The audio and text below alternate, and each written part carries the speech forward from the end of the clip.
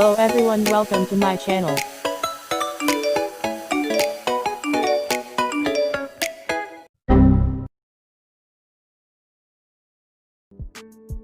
Hi guys, welcome to my channel. If it's your first time here, hi, how are you? In today's video, I'm going to be responding to some unpopular K-pop opinions. Most of these opinions are comments from my messy unpopular K-pop opinions video and my community tab. I didn't answer to every single opinion because there were so many. I didn't want this video to be like 2 hours long. But first, please subscribe for crystal clear skin and more K-pop content. Warning, you know the drill, these are just opinions, not facts. If you don't like listening to other people's opinion, then this video is not for you. Okay, so let's start. I am sick and tired of people saying that the 4th gen is just focused on dance, like some dance competition. Well, I can see where OP is coming from, because a lot of times whenever you hear a K-pop opinions videos, they're always saying that the 4th gen is just one big step up movie basically. And sometimes it does feel like that, but it's not because the idols themselves are not talented vocally. It's just that the companies are really forcing these more complicated and more intrinsic choreos. And so it doesn't give a lot of opportunity for people to, practice or to show off their vocals. Because you can have like an amazing vocalist, but it's going to be really hard to be belting and singing super high notes if they're doing flips in the air. So, and also I'm thinking of doing a video talking about like all the misconceptions and thoughts people have about the 4th gen. Basically, it has been a scale that the difficulty for the choreos have been going up and up and up. And so nowadays, if a group has like a easy choreo, they're not taken seriously. Fans give stylists and makeup artists too much hate. Style and makeup are subjective, and sending hate comments to them for doing their job is the wrong thing. Oh, thank you. I am so tired of seeing 14-year-olds on Twitter sending death threats to makeup artists and stylists for doing their job. It is just so grating to me. It just feels so out of place. It just feels so rude and so immature. It just feels like they're doing their job. They're honestly doing their job. Their job is to give them makeup and to give them stylists. You may not agree with that, and you may not like that, but some other people will like that. And just sending them hate, because it's different to criticize them, and I'm okay with criticism. I feel like it's just too much. I feel like you can criticize a staff member's work, but going out of your way to go and harassing them is just too much for me. Because at the end of the day, it's their job, and the company approved whatever they did. I don't like the streaming shame. Someone shouldn't be made to feel bad about themselves if they don't stream. Hard agree. I feel like a lot of people stream shame people so they can stream. I feel like if you want to stream, stream. And if you don't want to stream, don't stream. I don't feel like anybody should make you feel like you have to do something that you don't want to do. Treasure didn't flop. People need to understand that every rookie this year had a hard time to chart in Korea. They didn't get to interact with the general public because of the pandemic. Also, they broke some records. Mostly people who use the treasure flop thing just want a reason to hate on the boys. I feel like I ghostwrote this. I swear I didn't write this, but totally agree. So, for some context, if you didn't know, I am a treasure maker. I've been a fan of Treasure. I've been with them since 2017 when Hyunsuk and Junkee were on Mix 9, so I've been here for a while, and I've been waiting for their debut, and honestly, I wasn't disappointed to me, but I did feel a little bit disheartening to see so many people calling them flops just because they didn't reach these unrealistic BTS, Blackpink level of success on their debut. And honestly, it was really like, I have an opinion about this that it's going to come up on my next unpopular K-pop opinions video about all rookies, but I feel like there's so much pressure on rookies nowadays to be ultra successful, when in the past a debut was just, to make yourself known in the public. And as you said, Treasure didn't flop at any standards. Treasure outsold a lot of rookie groups, and they've sold a lot of senior groups too, and that is amazing, especially for a YG artist. Red Velvet has a very good discography, but not a memorable. You nailed it. I have not been able to voice my opinions on Red Velvet's discography. I think it's very good discography, and I'm not discrediting that from Red Velvet. I've reiterated a lot in my videos that I'm not a Red Velvet, but I do like Red Velvet's music. The thing with Red Velvet's music for me is that it's very hit or miss. I like one song, I don't like the other song. And their B-sides have this weird tendency where I think that since I don't listen to them that actively, they tend to blur out in my memory. I think I confuse from which albums they're on. So I get that, and I also agree that they're not very memorable. JYP Entertainment makes the worst music from the big three. Like if I would have done this video in 2015, I probably would have said no and would have been totally no, that's impossible.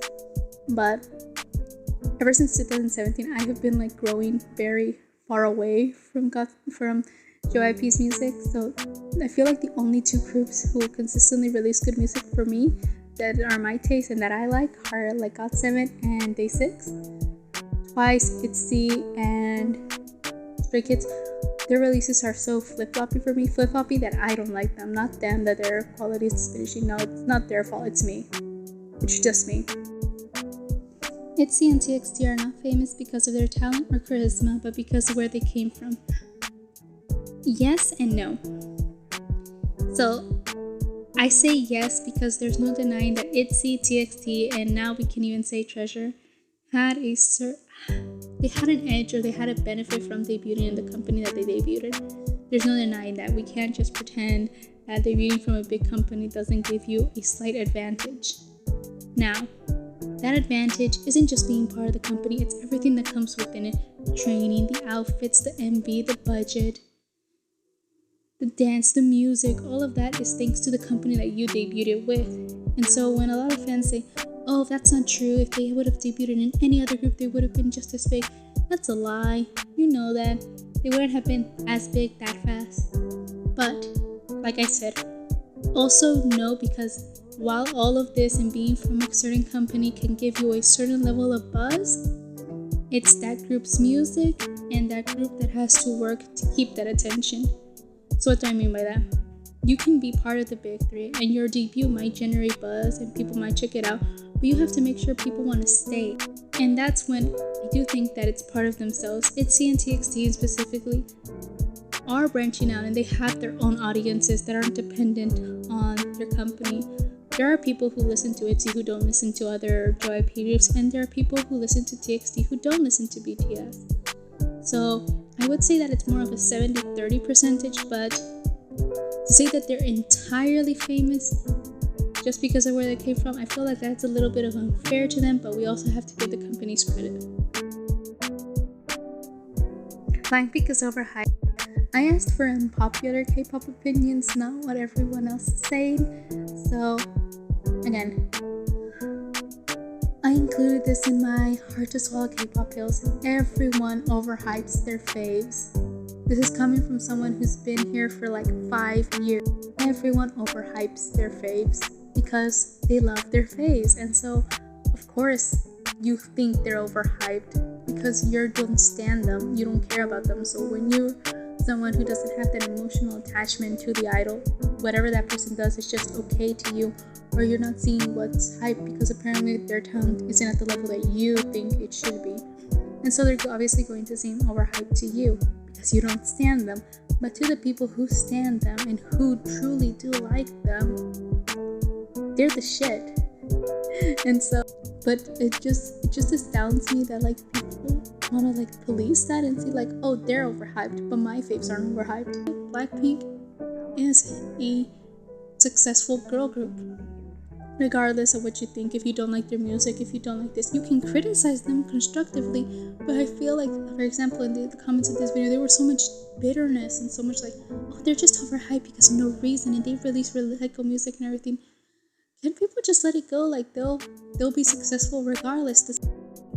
Third gen in terms of music is better than second gen, but in terms of talent, second gen was better. Agree and disagree. For me, third gen and second gen are at the same level in terms of music, but that's because I got into K-pop at the end of the second gen and at the beginning of the third gen, so I might be biased. But for me, they both had amazing music and extremely catchy and unique music. I feel the difference is that second gen music has this sort of okay, so I think that I need to preface this. I feel lots of people think that the second gen music was kind of cringy and very everything like that, but again, I'm an adult, so I'm a little bit older, but for me, second gen music is really the type of music I like, because I still like that sort of early 2000s music, but again, it's because I'm older and I grew up with that type of music, so it's kind of nostalgic for me. I can get why some people won't like it, but I just live for second gen music.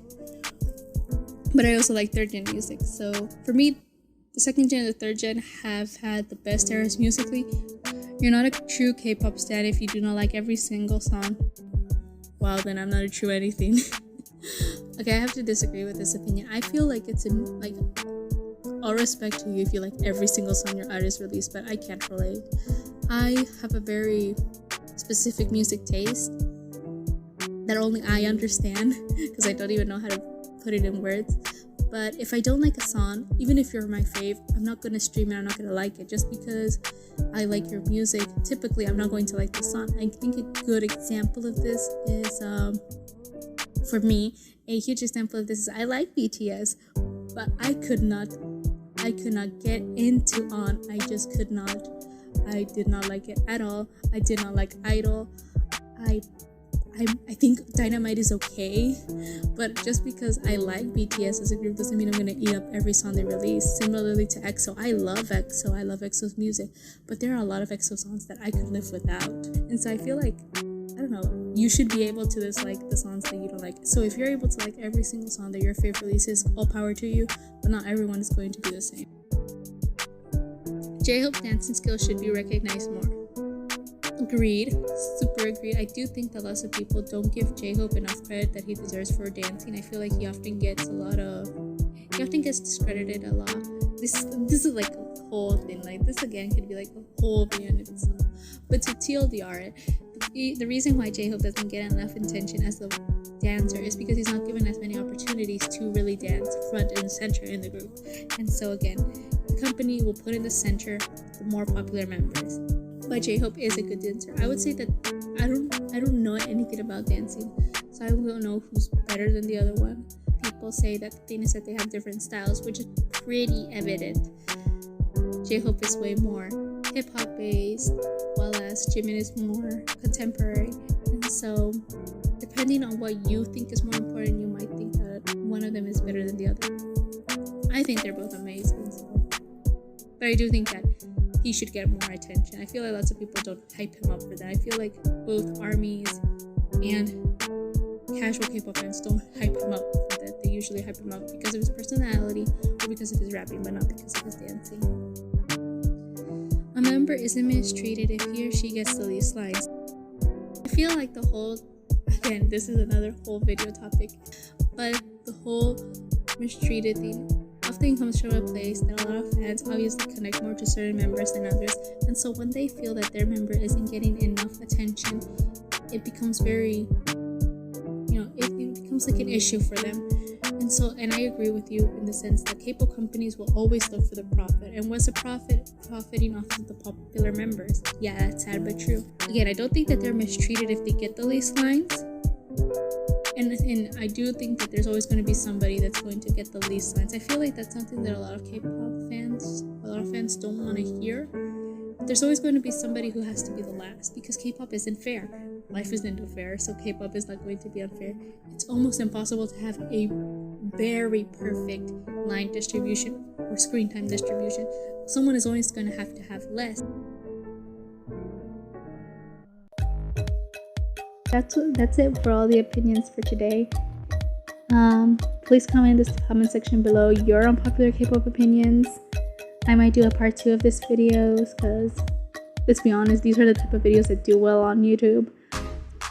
I hope you liked this video. If you did, please like, comment, and please subscribe. I'd really appreciate it. So I hope you guys please stay safe, take care of yourselves, stream your faves, and I'll see you next time. Bye!